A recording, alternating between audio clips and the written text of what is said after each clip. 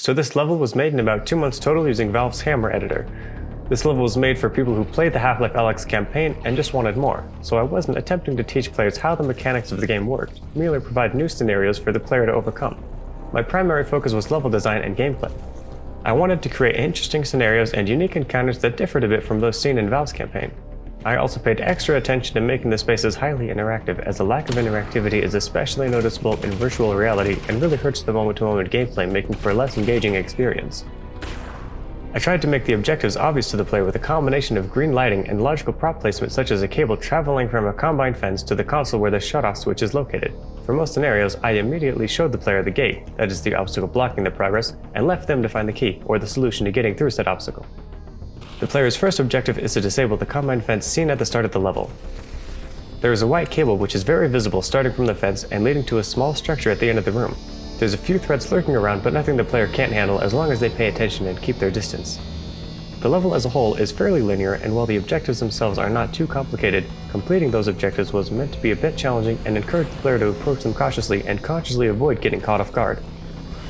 I put in several jump scares and ambushes to add interest and keep the player on their toes. Players responded positively to these scripted sequences and enjoyed how alive the level felt.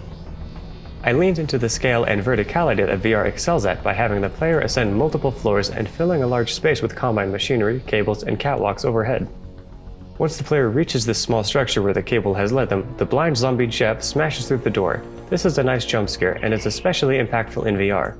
The player will have adequate time to move out of the way, but if they're not paying attention, they could get grabbed by the nearby barnacle, making the situation go from bad to worse in a matter of seconds. The player is not totally screwed even if this happens, and if they act quickly enough, they'll be able to shoot the barnacle and escape the blind zombie with only some minor loss of health. Jeff is blind and relatively slow, making him easy to avoid, especially in large spaces like this, but I wanted the player to still be wary of him as he can instantly kill the player if they get too close. After Jeff smashes through the door, he runs to a waypoint so as to give the player some space. Once inside, the player will notice the combine console with an interactable lever. There is also a set of lockers just beyond 2 trip mines where some helpful items are stored. To safely retrieve those items, the player can either detonate the trip mines from a safe distance, which will attract Jeff due to the noise, or they can carefully disable them with their multi-tool.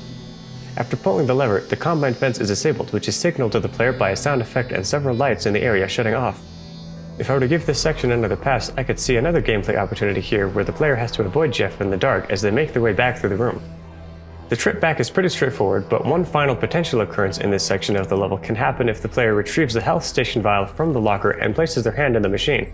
The player is locked in place for as long as they want the health station to be healing them, but the noise from the machine will attract Jeff's attention and he will come running over. This is a small gameplay encounter that could play out and was not used in the campaign. I implemented several scenarios such as this throughout the level to take advantage of Jeff's behavior in new and interesting ways without forcing it. I placed many systems on mechanics I thought would create dynamic gameplay and just let them play out, and this mostly worked. More on this later.